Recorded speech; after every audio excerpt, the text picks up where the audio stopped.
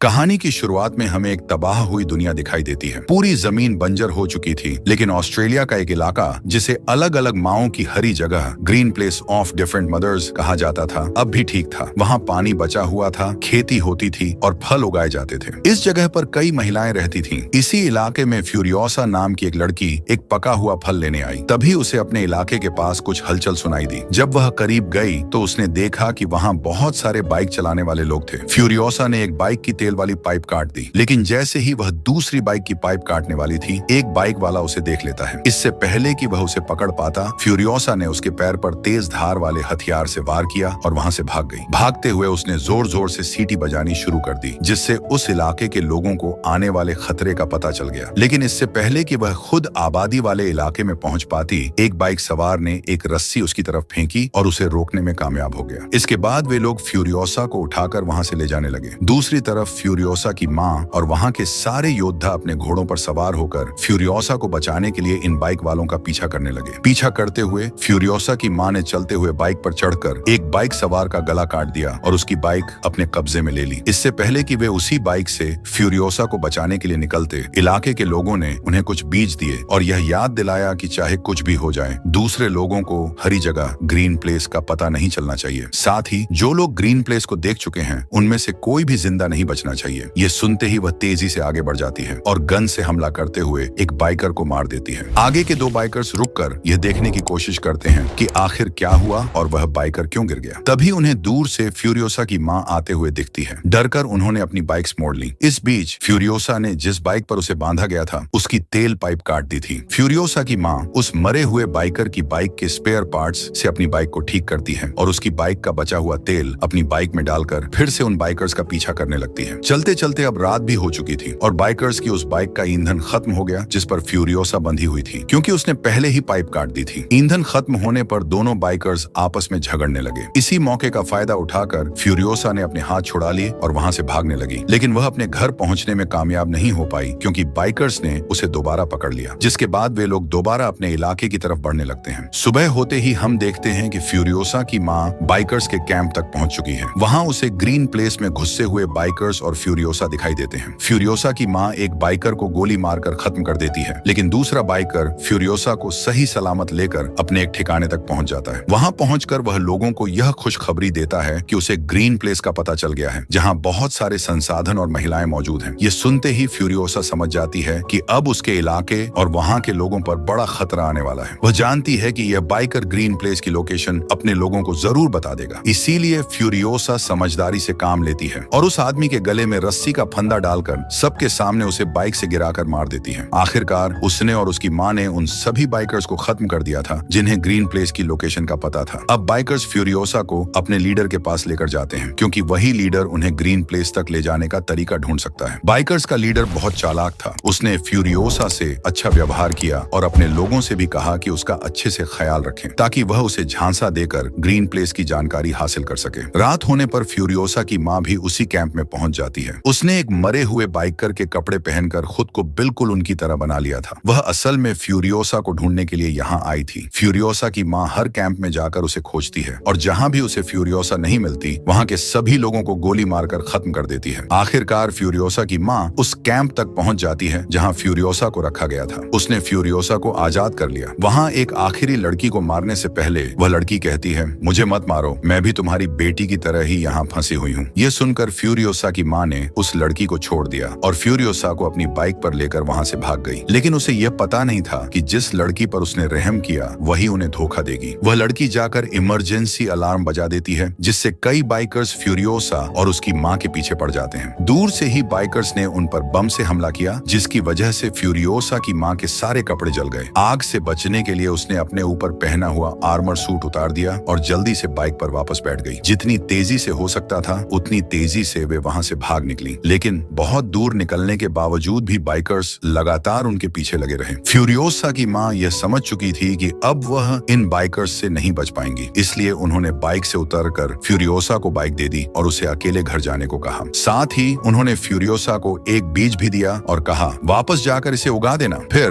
वह खुद बाइकर्स को शूट करने के लिए वहीं रुक गई। हालांकि वह अकेले कितने भी लोगों से लड़ती, जल्द ही बाइकर्स ने उसे घेर लिया। फ्यूरियोसा को बाइकर्स के हाथ लगने के बाद वह वहां वहां पहुंची और देखा कि उसकी माँ को एक पेड़ से बांधकर बेदर्दी से मारा जा रहा था और यह सब उसकी आंखों के सामने हो रहा था। इसके बाद बाइकर्स का लीडर फ्यूरियोसा को अपने जैसे कपड़े पहनाकर एक पिंजरे में बंद कर देता है और उसे यह सब देखने के लिए मजबूर करता है, क्योंकि ये लोग इसे अपनी मनोरंजन मानते थे। फिर उसने फ्यूरियोसा को अपनी बेटी का डैडी बेयर भी दिया, जिसे फ्यूरियोसा ने गुस्से में गिरा दिया। इसके बाद बाइक लीडर ने उसे वहां से ले जाने का आदेश दे दिया। उसके साथ एक बूढ़ा आदमी भी जा रहा था, जो फ्यूरियोसा से कहता है, अगर तुम मुझसे लिखना पढ़ना सीख लो तो तुम हमारे लीडर के लिए एक काम का बंदा बन जाओगी। ऐसे वे तुम्हें टॉर्चर नहीं करेंगे। लेकिन फ्यूरियोसा किसी की सुनने वाली नहीं थी। वह चुपके से अपने हाथ पर ग्रीन प्लेस तक का रास्ता का टैटू बनाती है, क्योंकि उसे उम्मीद थी कि वह एक दिन ग्रीन प्लेस वापस जरूर जाएगी। उसे यह भी डर था कि कहीं उस वक्त तक वह रास्ता भूल न जाए, तो इसीलिए उसने पूरा रास्ता और पूरा मैप अपने बाजू पर बना लिया। खैर, वक्त गुजरता है और एक दिन हम देखते हैं कि ये सभी बाइकर्स कहीं जा रहे थे तो दूर से उन्हें एक लाल धुआं उड़ता हुआ दिखाई देता है। उन्हें समझ में आता है कि वहां लोग रह रहे होंगे। वे उस धुएं का पीछा करते हुए वहां पहुंचे तो वहां उन्हें एक लड़का मिला, जो उन्हें वहां के सिटर और किले तक ले गया। किले में इमॉर्टल जॉय की हुकूमत चलती थी। उसके पास पानी था और वह यहाँ खाना उगाता था, जो वह अपने सोल्जर्स को दिया करता था। उसने अपने सोल्जर्स को इस तरह गाइड किया हुआ था कि वे उसके लिए अपनी जान देने को भी तैयार थे। ये बाइकर्स, जिन्हें संसाधनों की कमी थी, इमॉर्टल जॉय से कहते हैं, अगर तुमने हमारे साथ सहयोग नहीं किया और हमें ये चीजें नहीं दी तो हम तुमसे जंग कर लेंगे। लीडर की यह बात सुनकर इमॉर्टल जॉय अपने एक वॉर बॉय को मरने का आदेश देता है और बाइकर्स के लीडर को यह साबित कर देता है कि तुम लोग चाहे जितने भी ताकतवर हो, मेरी फौज के सामने कुछ भी नहीं। ये सब मेरे लिए मर मिटने को तैयार है। उसकी बात अभी खत्म भी नहीं हुई थी कि तभी उसके लोगों ने इन सभी बाइकर्स के बाइक को लटकी हुई चैन से उठा लिया। बाइकर्स के पास अब कोई रास्ता नहीं बचा था, सिवाय इसके कि वे अपनी जान बचाने के लिए यहाँ से भाग जाएं। जब वे भाग रहे थे तो बाइकर्स के लीडर ने देखा कि फ्यूरियोसा अपनी जेल से गिरकर एक खड्डे में फंस गई है। अपनी जान जोखिम में डालकर वह फ्यूरियोसा की जान बचाता है और ये लोग वहाँ से भाग निकलते हैं। रास्ते में इन्हें एक और किला नजर आता है, जिसका नाम था गैस टाउन। यहाँ पर ओनेल को रिफाइन किया जाता था और इसी ओनेल की मदद से इमॉर्टल जॉय के हथियार और वाहन चलते थे। बाइकर्स का लीडर इस किले पर कब्जा करने का प्लान बनाता है ताकि वो इस ओनेल के जरिए इमॉर्टल जॉय को ब्लैकमेल कर सके। लेकिन समस्या यह थी कि यहाँ की सिक्योरिटी बहुत सख्त थी। इससे बचने के लिए वह अपने कई लोगों को वॉर बॉयज में बदल देता है और गैस टाउन के गेट तक पहुंचता है। जब ये लोग गैस टाउन का गेट खोलते हैं तो बाइकर्स का लीडर अपने भेष में बदले हुए लोगों को मार डालता है। इसका मकसद यह था कि वह गैस टाउन वालों को यह विश्वास दिला सके कि उन्होंने इमॉर्टल जॉय के किले पर कब्जा कर लिया है और अब इमॉर्टल जॉय के लोग उसके गुलाम हैं। यह देखकर गैस टाउन वालों ने उसके लिए दरवाजे खोल दिए। गैस टाउन पर कब्जा करने के बाद सबसे पहले बाइकर्स के लीडर यानी डेमेंटस ने उस टाउन के लीडर की अंगुलियां काटकर इमॉर्टल जॉय को भेजी। यह देखकर इमॉर्टल जॉय समझ गया कि अब धीरे धीरे डेमेंटस के हाथों में और ज्यादा ताकत आ रही है। उसकी सारी ताकत उस व्यक्ति की वजह से थी जिसके ऊपर अब डेमेंटस ने कब्जा कर लिया था। इसी वजह से इमॉर्टल जॉय उसे एक मीटिंग का पैगाम भेजता है। डेमेंटस तो यही चाहता था, क्योंकि उसे खुद बेसिक सप्लाई चाहिए थी जो इमॉर्टल जॉय के पास थी। इस डील को करने के लिए वह गैस टाउन के लीडर को लेकर इमॉर्टल जॉय के पास आता है। गैस टाउन का लीडर इमॉर्टल जॉय का भाई था और वह काफी बीमार भी था। उसके शरीर के कई काम मशीनों के जरिए होते थे। डेमेंटस इमॉर्टल जॉय को ब्लैकमेल करने के लिए उसके भाई को उसी मशीन के जरिए पहले टॉर्चर करता है और फिर उसे मार डालता है। इसके बाद वह इमॉर्टल जॉय से कहता है, मैंने पूरे गैस टाउन में बम लगा दिए हैं। इन बमों को एक्टिवेट या डिसेबल करने का तरीका सिर्फ मुझे ही पता है। अगर तुम अपने गैस टाउन को बचाना चाहते हो तो मुझे गैस टाउन का लीडर बना दो, नहीं तो तुम्हारे हाथ कुछ भी नहीं रहेगा। ये बात करते हुए इमॉर्टल जॉय की नसें तन जाती हैं। फ्यूरियोसा भी यह सब देख रही होती है। इमॉर्टल जॉय कहता है, ठीक है, मैं गैस टाउन तुम्हारे नाम कर दूंगा, पर इसके बदले मुझे तुम्हारी बेटी और एक बाइकर चाहिए। फ्यूरियोसा इमॉर्टल जॉय की बात करते हुए कहती है, मैं इसकी बेटी नहीं हूँ, इन्होंने मेरी माँ को मारकर मुझे किडनैप किया है। फ्यूरियोसा की यह बात सुनकर डेमेंटस को गुस्सा आ जाता है। वह उसके हाथ से अपनी बेटी का टॉय ले लेता है और उसे इमॉर्टल जॉय के हवाले कर देता है, फिर वहां से चला जाता है। फ्यूरियोसा को अब ऐसी जगह ले जाया जाता है जहां इमॉर्टल जॉय की बहुत सी बीवियां रहती थीं। फ्यूरियोसा भी अब इनकी तरह ही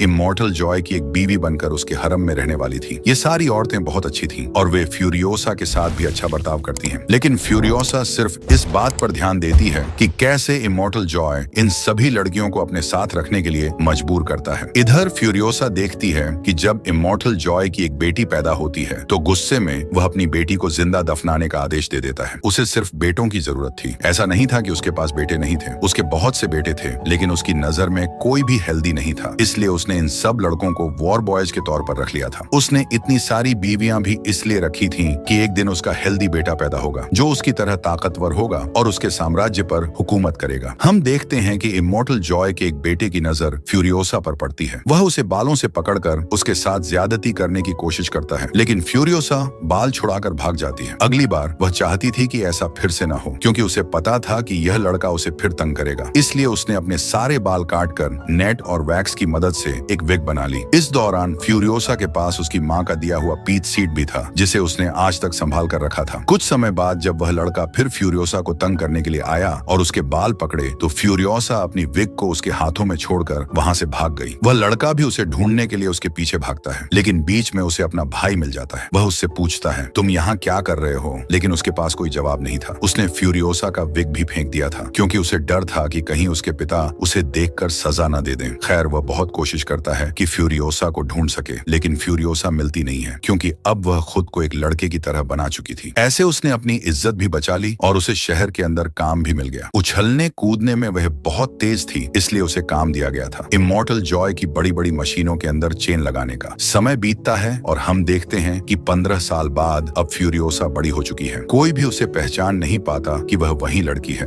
वह भी इसलिए क्योंकि आज तक फ्यूरियोसा ने लड़का बनने का नाटक किया और साथ ही इमॉर्टल जॉय के वो सारे काम पूरे किए, जिससे उसे यकीन हो गया कि फ्यूरियोसा भी उसके लिए वफादार है। इस बार इमॉर्टल जॉय उन्हें एक बड़ी सी ड्रिल बनाने का काम देता है, जो किसी भी चीज को आसानी से तबाह कर सकती थी। ये लोग ऐसी ही एक मशीन बनाने में कामयाब हो भी जाते हैं। जैसे ही वे इसे पहली टेस्ट ड्राइव के लिए बाहर लेकर जाते हैं, तो इसके ऊपर डिमेंट के लोग हमला कर देते हैं। डिमेंट के लोग पैराशूट्स के जरिए इस मशीन पर और वॉर बॉयज के ऊपर बम से हमला करते हैं। जैक, जो कि इस ट्रक को चला रहा था, वह ट्रक को नहीं रोकता बल्कि चलाता रहता है। डिमेंट के लोग इस ट्रक पर हमला कर देते हैं, जिसके कारण ट्रक में एक बड़ा नुकसान हो जाता है। इस समय फ्यूरियोसा बहादुरी दिखाती है और चलते हुए ट्रक के नीचे जाकर उस नुकसान को ठीक करने की कोशिश करती है, ताकि जैक इस ट्रक को जल्दी से वहां से ले जा सके। लेकिन उसकी कोशिश को नाकाम करने के लिए डिमेंट का एक आदमी भी ट्रक के नीचे आ जाता है और वह ट्रक के नीचे बम लगा रहा था। फिर फ्यूरियोसा न सिर्फ उससे लड़ती है, बल्कि उसे मारकर गिराते हुए उसका बम भी ट्रक से हटा देती है। इसके बाद वह ट्रक का नुकसान ठीक करते हुए ट्रक के अंदर चली जाती है। ट्रक के बाहर डिमेंट के लोग अभी भी वॉर बॉयज को मार रहे थे, और जब वॉर बॉय डिमेंट के छोटे से ट्रक पर हमला करता है, तो वह ट्रक एक्सीडेंट करके दूसरे ट्रक से टकरा जाता है, जिसकी वजह से फ्यूरियोसा को झटका लगता है और उसके सिर पर लगी हेलमेट गिर जाती है। उसके उड़ते हुए बाल देखकर जैक के सामने यह राज खुल जाता है कि वह एक लड़की है। लेकिन ये लोग अभी अपनी जंग पर ध्यान देते हैं और फिर फ्यूरियोसा बाइकर्स पर हमला करके उन्हें मारने में कामयाब हो जाती है। अपने दुश्मनों को खत्म करने के बाद उसने जैक को गन पॉइंट पर ले लिया, क्योंकि वह जानती थी कि जैक अब उसके लिए समस्या खड़ी कर सकता है। लेकिन जैक उसे कहता है, तुम एक अच्छी वॉरियर हो और मुझे इस बात से फर्क नहीं पड़ता कि तुम्हारा जेंडर क्या है। हमें काम दिया गया है इस ट्रक को कंट्रोल करने का, और मैं चाहता हूँ कि तुम एक टीम के सदस्य की तरह इसमें मेरा साथ दो। फिर फ्यूरियोसा समझ जाती है और ये लोग इस ट्रक को लेकर गैस टाउन के अंदर पहुंचते हैं, जहां कई सालों बाद डिमेंट्स फ्यूरियोसा को देखता है। लेकिन अब वह काफी बड़ी हो चुकी थी, इसीलिए डिमेंट्स ने उसे पहचाना नहीं। पता चलता है कि डिमेंट्स के पास ओनेल की सप्लाई खत्म हो गई है, जिसके बदले में वह दूसरी सप्लाई इमॉर्टल जॉय से लेता था। वह यहाँ जैक से कहता है, मेरी किसी तरह इमॉर्टल जॉय से मीटिंग करवा दो। जैक मान जाता है, लेकिन वह बिना कुछ किए उन्हें कोई सप्लाई देने को तैयार नहीं था। इसीलिए ये सारे बाइकर्स उनके ऊपर हमला कर देते हैं और सारा फूड चुराने लग जाते हैं। इसे बचाने के लिए फ्यूरियोसा अपना ट्रक लेकर यहाँ से बाहर निकल जाती है और जैक उन लोगों को मारने लगता है जो उनके ट्रक के पास आने की कोशिश कर रहे थे। खैर, ये लोग अब बचते बचते वापस अपनी सेटलमेंट में पहुंच जाते हैं और इमॉर्टल जॉय को डिमेंट से मिलने का पैगाम दे देते हैं। इस सारी लड़ाई में फ्यूरियोसा को एक तीर भी लग चुका था। जैक उस तीर को उसके कंधे से निकालता है और फिर उसे स्टिचेस लगाता है। बातों ही बातों में ये लोग बहुत करीब आ गए। जैक ने उससे पूछा, तुम्हारे पेरेंट्स की कैसे डेथ हुई थी? फ्यूरियोसा ने बताया कि उसे ये बाइकर्स किडनैप करके यहाँ छोड़ गए थे। फिर फ्यूरियोसा उसे वह पीच सीट भी दिखाती है जो उसकी माँ ने उसे दी थी। इसके बाद वह अपना हाथ दिखाती है जहाँ पर ग्रीन प्लेस जाने तक का नक्शा बना था। उसे आज भी उम्मीद थी कि वह वहाँ जा सकेगी। जैक कहता है, मैं वादा करता हूँ, मैं कोशिश करूंगा कि तुम्हें तुम्हारी जगह तक पहुँचा दूं। और फिर फ्यूरियोसा कहती है, मैं चाहती हूँ कि तुम भी मेरे साथ आओ। यहाँ पर इन्हें इमॉर्टल जॉय का मैसेज मिलता है कि वह डिमेंट से मीटिंग के लिए जा रहा है और इन्हें भी अपनी पूरी फौज तैयार करके उसके पीछे जाना होगा। जैक उसे रिग में नहीं बैठाता, बल्कि एक अलग ट्रक चलाने का काम देता है, क्योंकि उसका प्लान था कि वह सबको धोखा देते हुए इसी ट्रक के जरिए ग्रीन प्लेस तक पहुंच जाएंगे। ये लोग जैसे ही गैस टाउन पहुंचते हैं, तो एक ट्रक पहले ही गैस टाउन के अंदर जाने में कामयाब हो जाता है, जबकि फ्यूरियोसा यहीं से अपना मुंह मोड़ लेती है। वह अब इंतजार कर रही थी कि जैक भी उसके साथ आएगा, लेकिन जैक ने उसके साथ आने के बजाय हवा में एक हरा धुआं छोड़ा, जिसका मतलब था कि वह यहाँ जंग करने के लिए वॉर बॉयज को बुला रहा था। ये देखकर देखकर फ्यूरियोसा नाराज हो गई और अकेले ही वहां से निकल गई। इससे पहले कि वह ग्रीन प्लेस तक पहुंच जाती, उसके पास मौका भी था, लेकिन वह नहीं गई। उसके दिल में जैक का ख्याल आया, जो वहां अकेले जंग लड़ रहा था। इसीलिए वह जैक की मदद करने के लिए वापस गैस टाउन में आ जाती है और अपनी स्नाइपर लेकर वहां सबको शूट करना शुरू कर देती है। उसी की एक गोली डिमेंट को बीच में छूकर गुजर जाती है। जैक अपने रिग से गैस टाउन का गेट तोड़ते हुए अंदर घुस जाता है और इस रिग पर लगी ड्रिल को चलाकर वह यहाँ का सारा स्ट्रक्चर तोड़ने लगता है। ऐसा करते हुए बाइकर्स भी उसे रोकने के लिए उस पर हमला करते हैं और इस सब में उसका रिग टूटकर वह खुद एक गड्ढे में गिर जाता है। ठीक समय पर फ्यूरियोसा वहां एंट्री करती है और एक बाइक से चैन लटकाकर उसे वहां से बाहर खींच लेती है, जिसके बाद ये लोग एक दूसरे ट्रक में बैठकर वहां से बाहर निकल जाते हैं। अब इन लोगों का इरादा था कि यह लोग यहाँ से भागकर ग्रीन प्लेस निकल जाएंगे, लेकिन वे नहीं जानते थे कि डिमेंट उनके पीछे पीछे था। डिमेंट का ट्रक जैसे ही फ्यूरियोसा के ट्रक के साथ जुड़ता है तो फ्यूरियोसा उस ट्रक के ऊपर हमला करने के लिए अपनी गन बाहर निकालती है और इस सब में उसका हाथ दोनों ट्रकों के बीच में आ जाता है। यह वही हाथ था जिसके ऊपर उसने मैप बनाया था। अब ये लोग डिमेंट के हाथों में फंस चुके थे। डिमेंट ने इन्हें बंदी बना लिया था। अचानक से इनके आसपास बाइक्स घूमने लगती हैं और जैक को बाइक से बांधकर गोल घेरों में घुमाया जाता है, जिससे वह हर गुजरते सेकंड में अपनी मौत के करीब जा रहा था। वहीं फ्यूरियोसा को जंजीरों से बांध दिया गया था और उनके इर्द गिर्द भी बाइक्स तेजी से घूम रही थी। डिमेंट इन सबको देखकर खुश हो रहा था। जब वह बोर हो जाता है तो पीछे मुड़कर देखता है, जहां फ्यूरियोसा अब अपना कटा हुआ बाजू छोड़कर वहां से भाग चुकी थी। गुस्से में डिमेंट अपने ट्रक में बैठकर उसे पीछा करने के लिए आगे बढ़ता है, लेकिन उसे पता चलता है कि फ्यूरियोसा ने उसके ट्रक का टायर उतार लिया था, जिसकी वजह से उनका एक्सीडेंट हो गया। फ्यूरियोसा जिस बाइक से यहाँ से भाग रही थी, थोड़ी दूर जाने पर उस बाइक का पेट्रोल खत्म हो जाता है। इसके बाद उसे अपना सफर पैदल तय करना पड़ता है। उसका बाजू बुरी तरह जख्मी था और वह ठीक से चल नहीं पा रही थी। ऊपर से इस इलाके में तपती धूप भी थी। इन सभी कारणों से वह बेहोश हो जाती है। उसकी खुशकिस्मती से यहाँ पास में एक वार बॉय ने उसे देख लिया और उसे वापस ले आया। यहाँ उसका इलाज हुआ और जब उसे होश आया तो उसने पागलों की तरह इमॉर्टल जॉय से मिलने की बात की। जब उसे इमॉर्टल जॉय के पास ले जाया गया तो उसने इमॉर्टल जॉय को बताया कि डिमेंट्स जल्द ही उनके ऊपर हमला करने के लिए आ रहा है। उसने गैस टाउन को भी तबाह करने का प्लान किया है। इमॉर्टल जॉय इस सब के लिए प्लान बनाता है कि वे लोग डिमेंट के गैस टाउन को तबाह करने से पहले ही वहां पहुंच जाएं, यानी इससे पहले कि डिमेंट सिटर पर हमला करें, ये लोग गैस टाउन पर हमला करने वाले थे। जैसे ही ये लोग गैस टाउन के पास पहुंचते हैं, डिमेंट भी इन्हें देखकर जंग का ऐलान कर देता है। सिटरडिन और गैस टाउन के बीच इन दोनों दलों के बीच जंग शुरू हो जाती है, जो हफ्तों तक चलती है। दोनों टीम के लोग एक दूसरे को बुरी तरह से मारते रहे। इस सब के दौरान फिरसा ने सिटरडिन में जाकर अपना एक मैकेनिकल हाथ बना लिया और फिर एक कार को ठीक करने के लिए टायर ले लिया। आगे बढ़ते हुए उसे यह देखने को मिलता है कि डिमेंट्स और उसके बाकी बचे लोग अपनी जान बचाकर भाग रहे थे, जिनकी नजर अब फ्यूरियोसा पर पड़ चुकी थी। इससे पहले कि ये लोग फ्यूरियोसा पर हमला करते, फ्यूरियोसा तेजी से कार चलाते हुए आती है और अपनी गाड़ी से इन सबको टक्कर मारते हुए आगे बढ़ जाती है। उसने सबको मार दिया, लेकिन डिमेंट कहीं नजर नहीं आया। उसने दूर देखा तो एक बाइकर वहां से भाग रहा था। यह कोई और नहीं बल्कि डिमेंट ही था, लेकिन डिमेंट की मौत अब करीब थी, क्योंकि उसकी बाइक भी खराब हो चुकी थी और अब फ्यूरियोसा भी उसके पास आ चुकी थी। फ्यूरियोसा उसे एक बार में मार सकती थी, लेकिन उसने इतना आसान नहीं किया। वह डिमेंट को यह याद दिलाना चाहती थी कि वह कौन है और वह डिमेंट के पीछे क्यों पड़ी है। उसने उसे इतने टॉर्चर किया कि वह बेहोश हो गया। जब उसे होश आया तो फ्यूरियोसा ने उसे बताया, मैं वही लड़की हूँ जिसे तुम 15 साल पहले किडनैप कर लाए थे और जिसकी आंखों के सामने तुमने उसकी माँ को मार डाला था। डिमेंट को अब भी फ्यूरियोसा की पहचान ठीक से नहीं हो रही थी, तो फ्यूरियोसा ने उसके साथ चेन से बंदी बनाकर उसका टेडी बियर काट लिया। अब डिमेंट पहचान जाता है कि फ्यूरियोसा कौन है। वह माफी मांगता है और कहता है, अगर तुम मुझे माफ कर दो तो हम दोनों मिलकर यहाँ पूरी जगह पर हुकूमत कर सकते हैं। तुम बहुत बहादुर हो। उसकी यह बातें सुनकर फ्यूरियोसा फिर से उसका टेडी बियर जमीन पर गिरा देती है और फिर वह उसके सिर पर गन पॉइंट कर देती है। तब लोगों को लगता है कि फ्यूरियोसा ने उसे मार दिया, लेकिन ऐसा नहीं था। असल में फ्यूरियोसा ने उसे जिंदा दफन कर दिया और उसके ऊपर अपना पीच ट्री लगा दिया, जिसका बीज उसे उसकी माँ ने दिया था। जमीन ने डिमेंट के न्यूट्रिएंट्स शक्ति से एक बहुत बड़ा पेड़ उगाया और उस पर एक पीच भी उगाया, जिसे डिमेंट अपनी आंखों से देख रहा था। ये बस उसका आखिरी वक्त था। इसके बाद शायद वह मर जाता। सीन कट होकर दूसरी ओर हम फिरसा को देखते हैं, जो अपनी कैद से इमॉर्टल जॉय की सभी बीवियों को बचाने में कामयाब हो जाती है। वह उन्हें रेस्क्यू करके ग्रीन प्लेस लेकर जाती है और इसे दिखाते हुए यह कहानी खत्म हो जाती है।